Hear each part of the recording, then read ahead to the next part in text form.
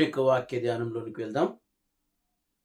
గలతీయులకు రాసిన పత్రిక 5వ అధ్యాయము 16వ వచనాన్ని మనం చదువుకుని ధ్యానించుకుందాం. గలతీయులకు రాసిన పత్రిక 5వ అధ్యాయము 16వ వచనాన్ని మనం చదువుకుందాం. నేను చెప్పున్నదేమనగా ఆత్మానుసారంగా నడుచుకునుడి, అప్పుడు మీరు శరీరేచ్ఛను నెరవేర్చరు.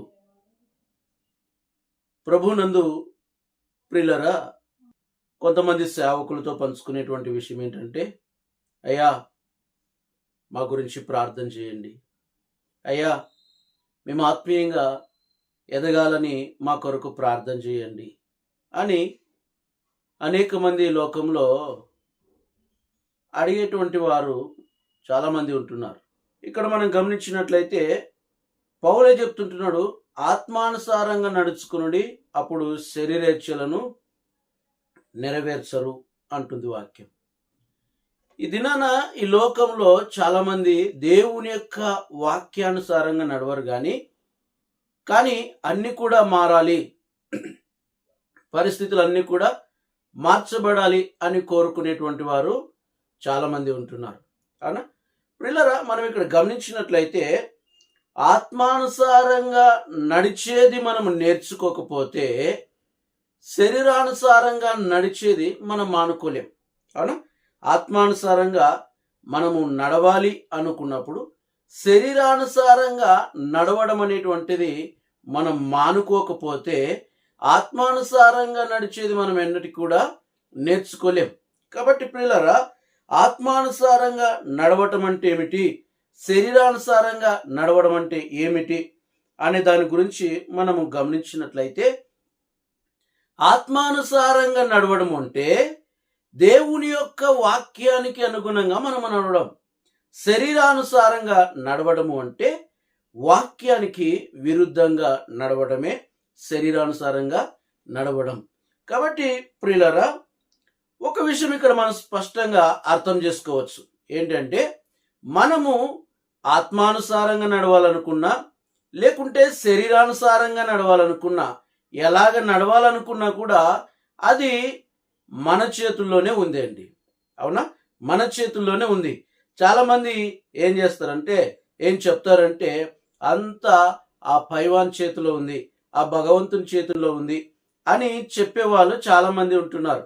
ప్రియులారా, ఉదాహరణకు మనం గమనించినట్లయితే ఈ దినాన మనమందరం కూడా మందిరానికి వచ్చాం. అవునా, నేను మందిరానికి వెళ్ళాలి అనేటువంటి ఆ ఆలోచన మన మనసులో పుట్టింది కాబట్టి ఆ ఆలోచనను బట్టి మనం ఏం చేస్తున్నాం, ఉదయం లేచి త్వరగా పనులు చేసుకొని స్నానం చేసి మంచి బట్టలు వేసుకొని మందిరానికి వచ్చి ఉంటున్నాం. అవునా కాదా? అయితే ఈ దినాన మందిరానికి రావాలి అనేటువంటి ఆలోచన లేదనుకోండి, లేకుంటే మందిరానికి వెళ్ళాలనే ఇష్టము ఈరోజు లేదనుకోండి, లేనప్పుడు ఏం చేస్తాము, మనము నిదానంగా పనులు చేసుకుంటాం, వీలు కుదిరితేనే పనులు చేసుకుంటాం, లేకుంటే ఇంకా టైం ఉందిలే అని చెప్పేసి స్నానం కూడా చాలా లేటుగా చేయడానికి ప్రయత్నం చేస్తాం.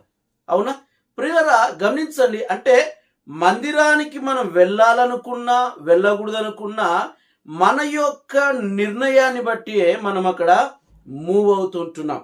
అవునా కాదా? మన యొక్క ఆలోచనను బట్టి మనము మూవ్ అవుతుంటున్నాం.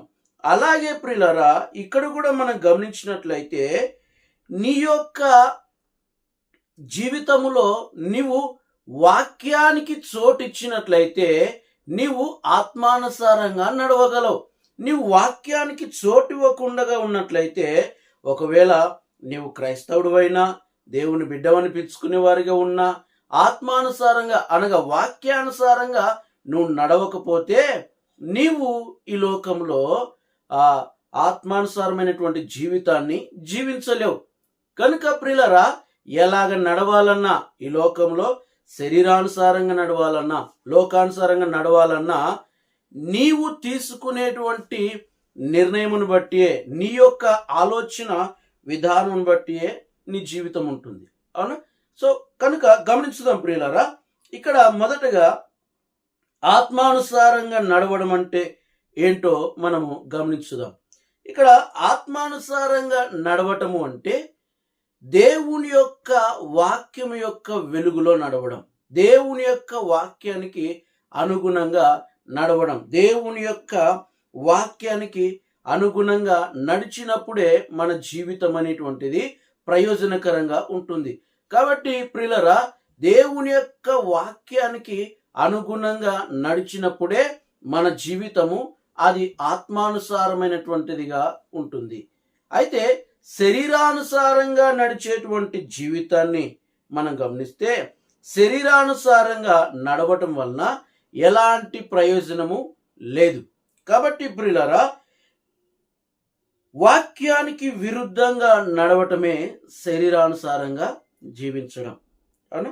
కాబట్టి ప్రియులారా, ఈ లోకంలో మన యొక్క జీవితం అనేటువంటిది విజయవంతమైనదిగా ఉండాలి అంటే మనం చేయాల్సినటువంటి ప్రాముఖ్యమైనటువంటి పని ఏంటంటే దేవుని యొక్క వాక్యాన్ని మనం వినాలి. దేవుని యొక్క వాక్యానికి మొదటి స్థానం ఇవ్వాలి. దేవునికి అన్నిటికంటే అధిక ప్రాముఖ్యత ఇవ్వాలి. ఎందుకంటే యోహాను సువార్త 1వ అధ్యాయము మొదటి 3 వచనాల్లో మనం గమనించినట్లయితే దేవుని వాక్యం చెప్తుంటుంది, ఆదియందు వాక్యం ఉండెను, వాక్యము దేవుని యొద్ద ఉండెను, ఆ వాక్యమే దేవుడై ఉండెను అని వాక్యం సెలవిస్తుంటుంది. కాబట్టి ఈ వాక్యమే అన్నిటికీ కూడా ఆధారమై ఉంటుంది. మన జీవితంలో మనకు స్వస్థత కావాలన్నా, మనకు ఆరోగ్యం కావాలన్నా, మనకు సంపద కావాలన్నా, మన కుటుంబ పరిస్థితులు మెరుగుపరచబడాలన్నా, మనకు ఉద్యోగం దొరకాలన్నా, మనం దేనిని పొందుకోవాలన్నా కూడా సమస్తానికి ఆధారము దేవుని యొక్క వాక్యం. కాబట్టి ప్రియులారా, దేవుని యొక్క వాక్యానికి మొదటి స్థానం ఇచ్చినప్పుడు మన జీవితంలో మనము విజయాన్ని పొందుకునే వారిగా ఉండగలుగుతాం. కాబట్టి మన జీవితంలో సమస్తానికి విజయానికి ఆ మూల తాళపు చెవి ఏంటంటే దేవుని యొక్క వాక్యం. దేవుని యొక్క వాక్యాన్ని మనం పట్టుకొని జీవించినప్పుడు, దేవుని యొక్క వాక్యానికి మొదటి స్థానం ఇచ్చి మనం ముందుకు నడిచినప్పుడు మన జీవితంలో మనము విజయాన్ని పొందుకోగలం. కాబట్టి ప్రియులరా, వాక్యం ఉంటేనే మనం దేనినైనా తెలుసుకోగలం. అందుకే యోహాను సువార్త 8వ అధ్యాయంలో కూడా మనం గమనించినట్లయితే వాక్యం స్పష్టంగా చెప్తుంటుంది, సత్యమును గ్రహించండి, ఆ సత్యమే మిమ్మల్ని స్వతంత్రులుగా చేయును అని వాక్యం సెలవిస్తుంది. కాబట్టి ప్రియులరా, ఈ యొక్క సత్యము దేవుని యొక్క వాక్యమే సత్యం. కాబట్టి ఈ సత్యం అనేటువంటిది మనం ఎరుగకపోతే ఏది నిజమో, ఏది వాస్తవమో, ఏది నిజమైనదో తెలుసుకోలేం. కాబట్టి ఈ వాక్యమే సత్యమైంటుంది. కాబట్టి ఈ సత్యవాక్యమే మనల్ని అన్నింటిలోనికి నడిపించగలిగినటువంటిదిగా ఉంది. గనుక ఈ వాక్యాన్ని నువ్వు చదవడానికి తీర్మానించుకోవాలి, నువ్వు చదవడానికి ఇష్టపడాలి. ఈ వాక్యము ఎంతవరకు చదవాలంటే ఈ వాక్యం చేత పూర్తిగా నింపబడి వాక్యం ద్వారా నీ యొక్క ఈ శరీరానుసారమైనటువంటి తలంపులన్నీ కూడా మాసిపోయి ఈ యొక్క ఆత్మానుసారమైన దైవికమైన దేవుని యొక్క వాక్యానుసారమైనటువంటి ఈ తలంపుల చేత నింపబడేంత వరకు కూడా ఈ వాక్యము చేత నువ్వు నింపుకుంటూనే ఉండాలి. ఈ వాక్యం ద్వారానే నీవు బలపడగలుగుతావు. కనుక ప్రియులరా, వాక్యానికి మొదటి స్థానం ఇచ్చినప్పుడు వాక్యమే మనల్ని నడిపిస్తుంటుంది. అవునా? కాబట్టి వాక్యాన్ని చదవటానికి నీకై నువ్వు తీర్మానించుకోవాలి, నువ్వు ఇష్టపడాలి. అవునా? మనమందరం కూడా ప్రియులరా ఒక పోరాటంలో ఉంటున్నాం. ఏంటి ఆ పోరాటం అంటే, మనందరి మనస్సులో 2 రకాలైనటువంటి పోరాటాలు ఉంటాయి. ప్రతి విషయంలో కూడా 2 రకాలైనటువంటి పోరాటాలు మనకుంటున్నాయి. మొదటిది చెయ్యాలి అని మన యొక్క ఆత్మ చెప్తుంటుంది. రెండవది ఏం చేస్తావులే, అవసరం లేదులే అని మన యొక్క శరీరం కూడా చెప్తుంటుంది. కాబట్టి ప్రియులరా, ఈ 2 రకాలైనటువంటి ఆలోచనలు, ఈ 2 తలంపులు మన మనసులో వచ్చినప్పుడు నీవు దేవుని యొక్క వాక్యానికి ముఖ్యత్వం ఇచ్చి నువ్వు ఏ పనైతే చేయాలని తీర్మానించుకుంటావో దేవుని యొక్క వాక్యానుసారంగా నువ్వు ముందుకెళ్ళినప్పుడు నీ యొక్క పరిస్థితులను నువ్వు జయించగలవు. అందుకే మనం బైబిల్ గ్రంథంలో చదివినట్లయితే సామెతల గ్రంథంలో ఒక మాట మనం చూడగలం. చూడండి, సామెతల గ్రంథము 23వ అధ్యాయంలో 7వ వచనంలో మనం చూసినట్లయితే ఒక మాట ఈ విధంగా చెప్తుంది. చూడండి, అట్టివాడు తన అంతర్యములో లెక్కలు చూచుకునివాడు తినుము త్రాగుము అని అతడు నీతో చెప్పునే గాని అది హృదయంలో నుండి వచ్చు మాట కాదు.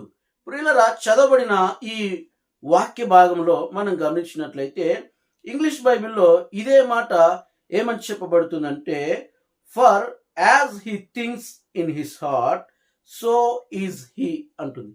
అనగా ఒక వ్యక్తి తన యొక్క అంతరంగంలో ఏ విధంగా అయితే ఆలోచిస్తాడో దాని ప్రకారమే అతడు బయట జీవిస్తాడు. అతని యొక్క ఆలోచనకి విరుద్ధంగా ఏమాత్రము ఉండడు అని ఇక్కడ వాక్యం సెలవిస్తుంటుంది.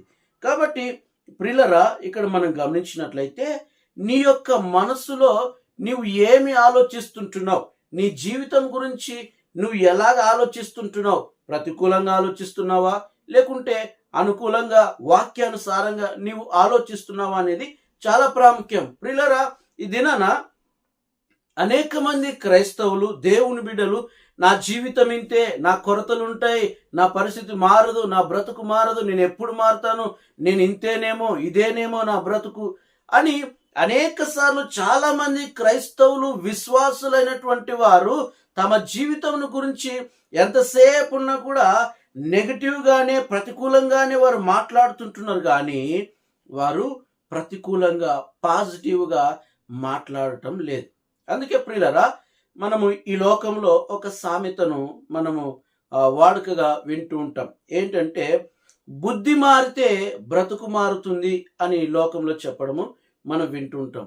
అవును, నిజమే ప్రియులరా. దేవుని యొక్క వాక్యానుసారంగా కూడా మనం గమనించినట్లయితే మన యొక్క మనస్సు మారినప్పుడే మన జీవితం అనేటువంటిది కూడా మార్చబడము మనము చూడవచ్చు. అవునా? మన బ్రతుకు మార్చబడాలి అంటే మన యొక్క మనసు మార్చబడాలి. మన మనస్సు అనేటువంటిది మార్చబడినప్పుడే మన జీవితం కూడా మార్చబడుతుంటుంది. అవునా? ఇంకొక ఉదాహరణ చూపిస్తాను చూడండి. రోమీలకు రాసిన పత్రిక 12వ అధ్యాయము 2వ వచనాన్ని మనము గమనించినట్లయితే వాక్యము ఈ విధంగా చెప్తుంది చూడండి. రోమీలకు రాసిన పత్రిక 12వ అధ్యాయము 2వ వచనాన్ని మనం గమనించినట్లయితే ఇలా చెప్తుంది, మీరు ఈ లోక మర్యాదను అనుసరింపక ఉత్తమమును అనుకూలమును సంపూర్ణమునై ఉన్న దేవుని చిత్తమేదో పరీక్షించి తెలుసుకున్నట్లు మీ మనస్సు మారి నూతన మగుట వలన రూపాంతరం పొందుడి. ప్రియులరా, ఇక్కడ దేవుని యొక్క వాక్యము స్పష్టంగా మనకి ఏం చెప్తుందంటే, మీ యొక్క మనస్సు మారాలి అని వాక్యం చెప్తుంటుంది. అవునా? మన యొక్క మనస్సు మారాలి అని వాక్యము సెలవిస్తుంటుంది. కాబట్టి ప్రియులరా, అనేక సార్లు దేవుని యొక్క ఆలోచనకు మన మనస్సులో వ్యతిరేకంగా వచ్చేటువంటి ప్రతి ఒక్క ఆలోచనను మనం ఏం చేయాలంటే దేవుని యొక్క ఆలోచనకు వ్యతిరేకంగా వచ్చేటువంటి ప్రతి ఆలోచనను మనము మన మనస్సులో నుంచి తీసేసుకోవాలి. అవునా? అయితే ఇక్కడ మనం గమనించినట్లయితే ఏది దేవుని ఆలోచన, ఏది లోకపు ఆలోచన అనేటువంటిది ఎలాగా మనకు తెలుస్తుంది అని ఒకవేళ ఈ ఆలోచన మనకు వచ్చినట్లయితే, అవునా, అది మనం వినడము ద్వారానే మనకు తెలుస్తుంటుందండి. హల్లెలూయ. అది మనము ఆ దేవుని యొక్క వాక్యం వినడం ద్వారానే మనకు తెలుస్తుంటుంది. కాబట్టి మనము ఏ ఆలోచన తీసుకున్నా, ఏ పని మొదలుపెట్టినా మన యొక్క సమస్తానికి ఆధారము దేవుని యొక్క వాక్యమై ఉండాలి. దేవుని యొక్క వాక్యము మన జీవితంలో ప్రతిదానికి ఆధారం చేసుకున్నప్పుడు ప్రియులరా, నీ జీవితంలో ఈ లోక మర్యాదను నువ్వు అనుసరింపక, అవునా, రూపాంతరం చెందటం నీవు చూస్తావు, నీవు మార్పు చెందడము నీవు గమనిస్తావు.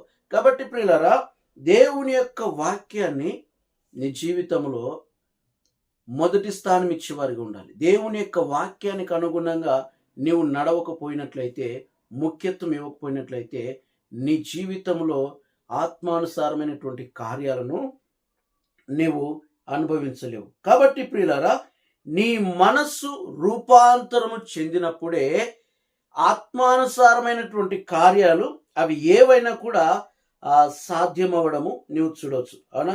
నీ పరిస్థితిని గురించి బైబిల్ ఏం చెప్తుంటుంది, నీ జీవితం గురించి బైబిల్ ఏం చెప్తుంటుంది, వీటన్నిటిని కూడా వాక్యములో నుంచే మనం చూడాలి.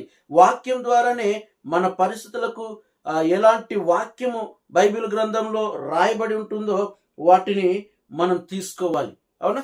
ఉదాహరణకి మనం గమనించినట్లయితే పరిశుద్ధ గ్రంథంలో ద్వితీయోపదేశ కాండంలో మనం గమనించినట్లయితే దేవుని యొక్క వాక్యం నీ గురించి, నా గురించి, మనందరి గురించి ఏం చెప్తుందంటే, నీవు పైవాడిగానే ఉంటావు కానీ కిందివాడిగా ఉండవు.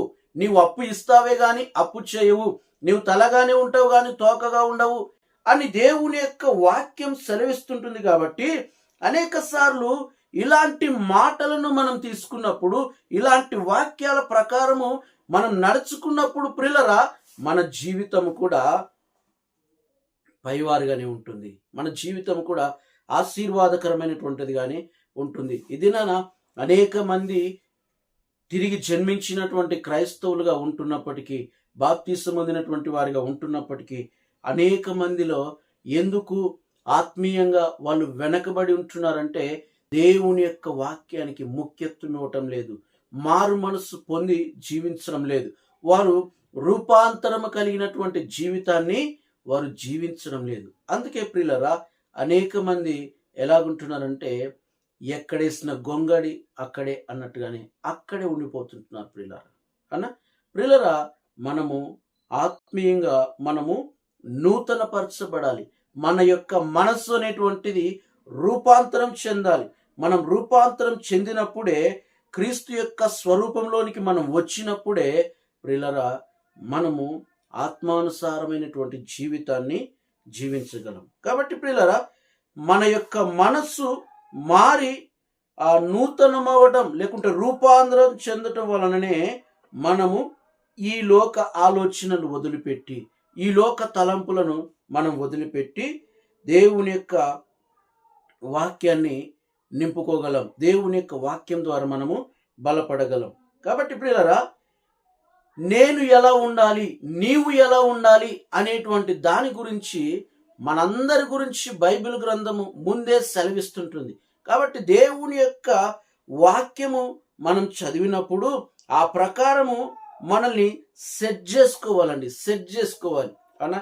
ఇదినా అనేక మంది క్రైస్తవులు దేవుని నమ్ముకొని కూడా ఎలాగుంటున్నారంటే, అంత ఆయన చిత్తం, ఆయన ఎట్లా పెడితే అట్లే జరగని, ఆయన ఎలాగ నడిపిస్తే అలాగ వెళ్తాను అని చాలా మంది ప్రియులరా వాళ్ళ జీవితం పట్ల ఒక సరైనటువంటి గురి గమ్యం లేనటువంటి వారిగా ఉంటున్నారు. దేవుని యొక్క వాక్యం చెప్తుంటుంది, నీ గురించి బైబిల్ గ్రంథం ఏమైతే సెలవిస్తుంటుందో ఆ ప్రకారము మన జీవితాన్ని మనం సెట్ చేసుకోవాలని వాక్యం చెప్తుంటుంది. ఉదాహరణకి, మనం ప్రతిరోజు 4 గంటలకు లేదా 5 గంటలకు మనం లేవాలనుకున్నప్పుడు మనము అలారం సిద్ధపాటు చేసుకొని పడుకుంటాం.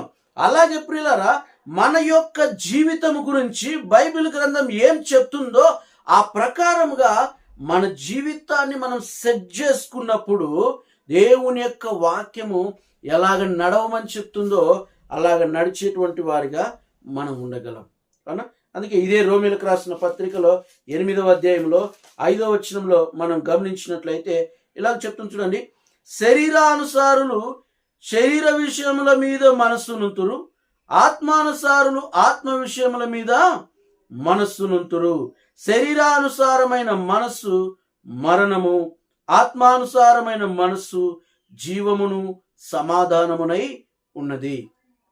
ఇదిన అనేక మంది యొక్క జీవితాలు ఎందుకు మరణకరమైనటువంటి స్థితిలో ఉన్నాయి, సమాధానం లేనివిగా ఉంటున్నాయి అంటే కారణం ఏంటంటే ప్రియులరా, వారు ఎంతసేపు ఉన్నా కూడా ఈ లోకంలో శరీరానుసారమైనటువంటి ఆలోచనలే, లోకానుసారమైనటువంటి ఆలోచనలు ఎంతసేపు ఉన్నా కూడా వాళ్ళు ఇలాగ బ్రతుకుతున్నారు, వీళ్ళు ఇలాగ బ్రతుకుతుంటున్నారు, వాళ్ళ వల్ల మేముండాలి, వీళ్ళ వల్ల మేముండాలి అని వాళ్ళకంటే మేము ఇంకా బెటర్గా ఉండాలని ఈ లోకానుసారమైనటువంటి కార్యాలను గురించే ఆలోచిస్తున్నారు. కానీ ప్రియులారా, దేవుని యొక్క వాక్యంలోంచి మనం చదివితే దేవుని వాక్యము మన గురించి సెలవిస్తుంటుంది, మనం ఎలా ఉండాలో మనకి నేర్పిస్తుంటుంది.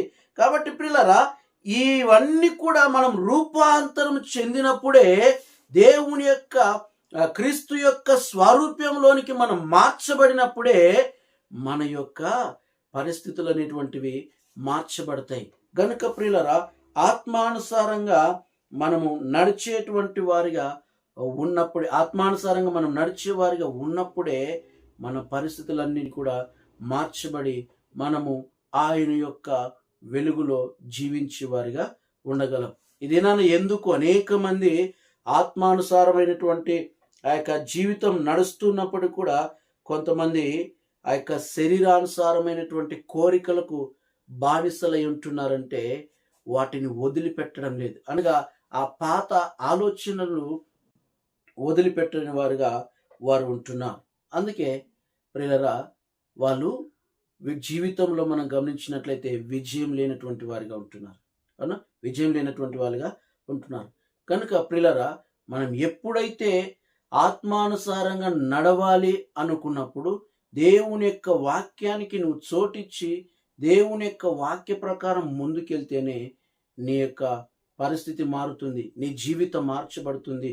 నీ యొక్క జీవితంలో ఉండేటువంటి ప్రతి సమస్యను కూడా దేవుడు కొట్టివేయగలడు. కాబట్టి ప్రియులారా, ఆత్మానుసారంగా నడవటం అంటే వాక్యాన్ని వినటానికి, వాక్యాన్ని చదవటానికి, వాక్యానికి మొదటి స్థానం ఇచ్చి నువ్వు ముందుకెళ్ళేవాడిగా ఉండకపోతే నీ జీవితము మార్చబడదు. గనుక ప్రియులారా, దేవుని యొక్క వాక్యానికి చోటిచ్చి, వాక్యానికి మొదటి స్థానం ఇచ్చి, వాక్యానుసారంగా మనం ముందుకు సాగుదాం. దేవుడు మన జీవితాలను క్షేమాభివృద్ధిలో కడతాడు. దేవుడు ఈ వాక్యమును మన వెనికిడిలో దీవించును గాక.